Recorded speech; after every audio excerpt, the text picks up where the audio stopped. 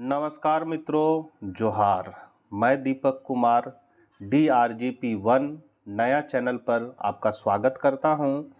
विभाग से संबंधित कोई भी जानकारी हो, हम लोग इस चैनल के माध्यम से आपस में साझा करते हैं। अभी जितना भी है कक्षा 9 से लेकर 12 तक अब शिक्षक के केवल एक ही पद रहेंगे और जितने भी TGT पद थे समाप्त कर दिए गए हैं, PGT पद समाप्त कर दिए गए हैं। अब केवल माध्यमिक आचार्य के नाम से शिक्षकों की बहाली होगी, जो कक्षा 9 से 12 तक पढ़ाएंगे। कैबिनेट द्वारा इसको स्वीकृति दे दी गई है, नियमावली बनाने के लिए स्वीकृति मिल चुकी है। इस वीडियो में हम लोग माध्यमिक आचार्य के नए पद सृजन किए जाएंगे, इसके बारे में जानेंगे।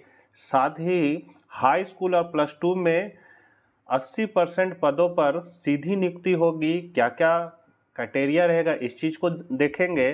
और प्रधानाचार्य जो रहेंगे, जो प्रिंसिपल होते हैं या आपका हेडमास्टर होते हैं, उनको अब प्रधानाचार्य कहा जाएगा। उनका मूल वेतन क्या रहेगा और वरीय होने पर उनका वेतन क्या होगा, यही सब चीज़ों की डिटेल हम लोग इस वीडियो के माध्यम से देखेंगे। तो सबसे पहले कैबिनेट के द्वारा 15 मई 2025 को झारखंड सरकारी माध्यमिक मतलब सेकेंडरी क्लास 9 से 12 आचार्य, प्रधानाचार्य एवं शिक्षकेतर कर्मियों की नियुक्ति एवं सेवा शर्त नियमावली 2025 की स्वीकृति दी गई। मतलब नियमावली को बनाना है, उसको स्वीकृति दे दी गई है।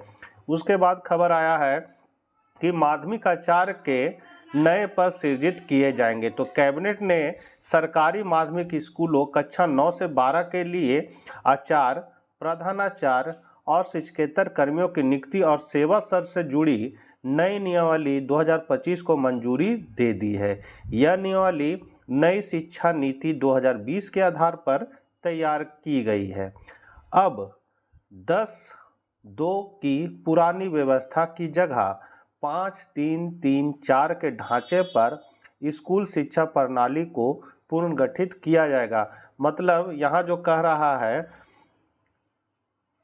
अब 10-2 मतलब 10+2 जो था उसको, इस ढांचा को अब समाप्त कर दिया गया है। अब नया ढांचा जो है वो 5-3-3 और 4 का है।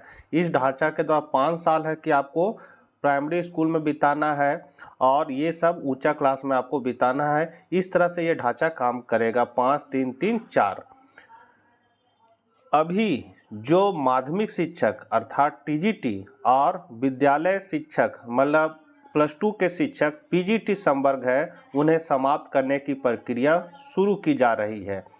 इनकी जगह अब कक्षा 9 से 12 तक के लिए माध्यमिक आचार्य के नए पद सृजित किए जाएंगे।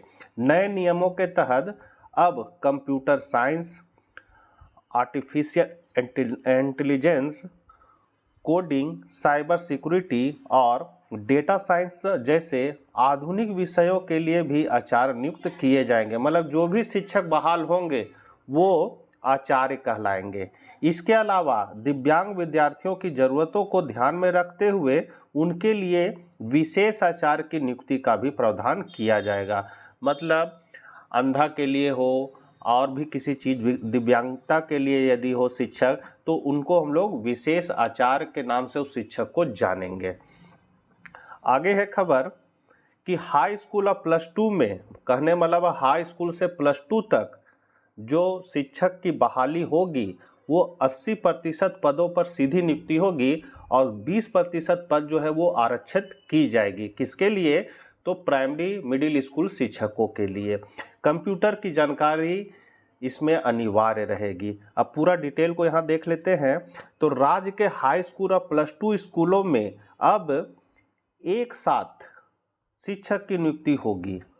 जो भी नियुक्ति होगी अब एक साथ ही होगा, अलग अलग नहीं होगा। 9वीं से 12वीं कक्षा तक के शिक्षकों का एक कैडर होगा। जो पहले मिडिल स्कूल का शिक्षक है, हाई स्कूल का शिक्षक है, ये प्लस 2 का शिक्षक है, वो सब समाप्त हो गया है। अब एक कैडर ही होगा। नीचे कक्षा 8 तक के शिक्षकों को सहायक आचार्य कहा जाएगा माध्यमिक मतलब कक्षा 9 से 12 तक के शिक्षकों को माध्यमिक आचार्य कहा जाएगा और प्रिंसिपल को जो है वो जो हेडमास्टर रहते हैं उनको प्रधानाचार्य कहा जाएगा। और दिव्यांग शिक्षकों को, जो दिव्यांग शिक्षक होंगे मतलब दिव्यांग शिक्षक ने दिव्यांग बच्चों को पढ़ाने वाले शिक्षक होंगे, उनको विशेष आचार्य कहा जाएगा। तो इस तरह शिक्षकों के कैटेगरी को बांटा गया है। शिक्षक नियुक्ति में अब अभ्यर्थी के लिए कंप्यूटर की समान जानकारी होना अनिवार्य है। हाई स्कूल व प्लस टू स्कूल के शिक्षक अब माध्यमिक आचार्य कहलाएंगे। स्कूली शिक्षा एवं साक्षरता विभाग द्वारा तैयार नियमावली को कैबिनेट से स्वीकृति मिल गई है। जैसा कि आप लोग ऊपर में देखे थे, कैबिनेट द्वारा उसको स्वीकृति दे दी गई है। 9वीं से 12वीं कक्षा तक की शिक्षक नियुक्ति में 20% पद जो है वो सरकारी मध्य उत्क्रमित मध्य विद्यालय के 5 वर्ष का अनुभव रखने वाले स्नातक प्रशिक्षित सहायक आचार्य के लिए आरक्षित होगा। कहने का मतलब है 80% पद पर जो है वो सीधी नियुक्ति होनी है और 20% पद पर जो है वो आरक्षित रहेगा। किसके लिए? तो जो मध्य या उत्क्रमित मध्य विद्यालय के शिक्षक हो और उनका जो कार्य अनुभव हो 5 साल का होना चाहिए, साथ ही स्नातक का डिग्री भी उनका होना चाहिए, तो उनको 20% सीट पर आरक्षण प्राप्त होगा।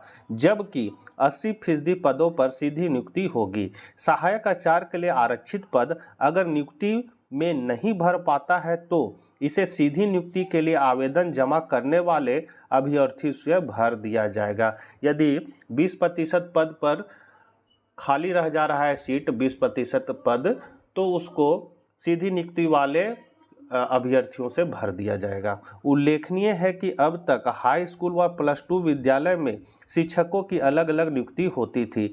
हाई स्कूल नियुक्ति में 25% पद प्राथमिक व मध्य विद्यालय के शिक्षकों के लिए आरक्षित था, जबकि प्लस टू नियुक्ति में हाई स्कूल शिक्षकों के लिए 50% पद आरक्षित था।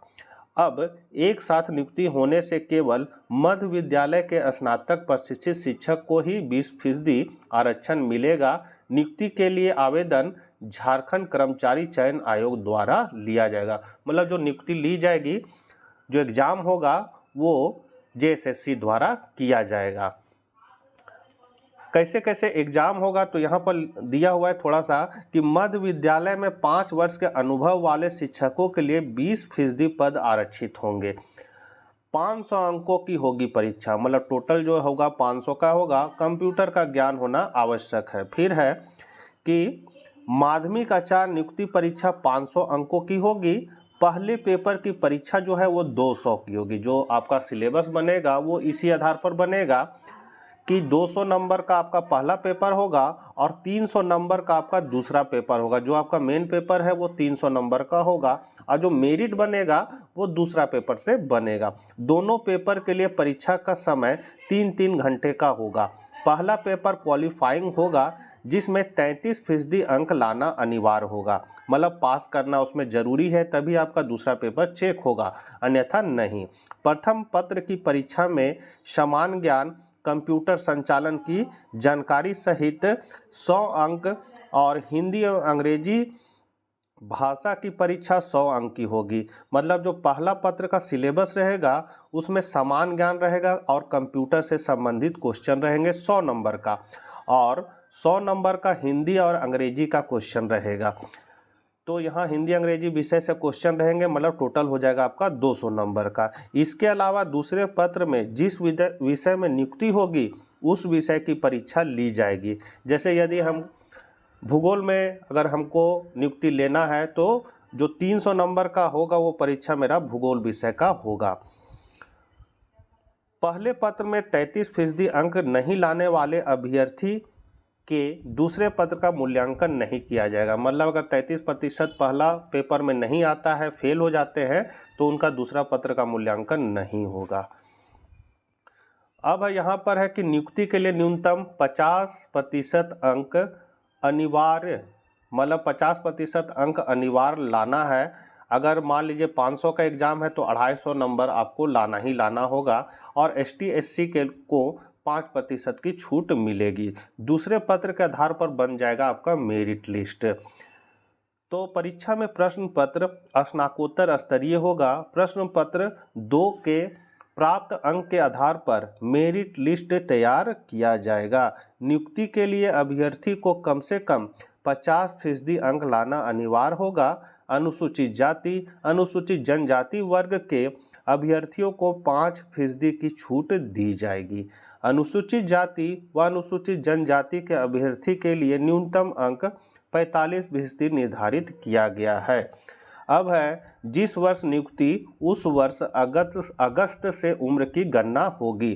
कहने मतलब है जिस वर्ष नियुक्ति के लिए विज्ञापन जारी किया जाएगा उस वर्ष 1 अगस्त से उम्र की गणना की जाएगी। अभ्यर्थी का न्यूनतम उम्र 1 अगस्त को 21 वर्ष होना चाहिए, जबकि अधिकतम उम्र सीमा सरकार द्वारा तय मापदंड के अनुरूप निर्धारित की जाएगी। तो ये सब है सिलेबस से संबंधित। क्वेश्चन आपका कहाँ से रहेगा, कौन कौन विषय से पूछेगा, कितना नंबर का क्वेश्चन रहेगा, पास होने के लिए आपको कितना लाना होगा, ये सब की जानकारी थी। अब है ये तो हुआ सहायक आचार्य के लिए। अब प्रधानाचार्य जो हेड होंगे उनका मूल वेतन क्या रहेगा। तो यहाँ पर आप देख सकते हैं कि प्रधानाचार्य का जो है वो मूल वेतन क्या रहेगा। तो जब उनकी बहाली होगी तो प्रधानाचार्य का जो मूल वेतन रहेगा वो होगा आपका 47,600 से 1,51,100। लेवल 8 में वो रहेंगे। मतलब उनका जो वेतनमान होगा वो 9300 से 34,800 वाला वेतनमान में रहेगा और 4800 ग्रेड पे में रहेगा। 4800 ग्रेड पे में जो बेसिक पे होता है वो 47,100 से शुरू होता है। और 12 साल बाद जब वो वरीय वेतनमान में जाएंगे उस समय उनका जो है वो क्या होगा, तो उनका जो वरीय वेतनमान में जाएंगे उनका वहाँ पर आपका 5400 ग्रेड पे में वो चले जाएंगे। तो यहाँ पर एक तरह से शिक्षकों को बहुत नुकसान हो रहा है। जो नई नियुक्ति होगी उसमें शिक्षकों को बहुत नुकसान हो रहा है, लेकिन सरकार की नीति है, बहुत सोच विचार करके ये सब कदम उठाए जाते हैं। जो जानकारी थी मैंने आपसे साझा किया है। मिलते हैं नेक्स्ट वीडियो साथ। जय हिंद, जय भारत।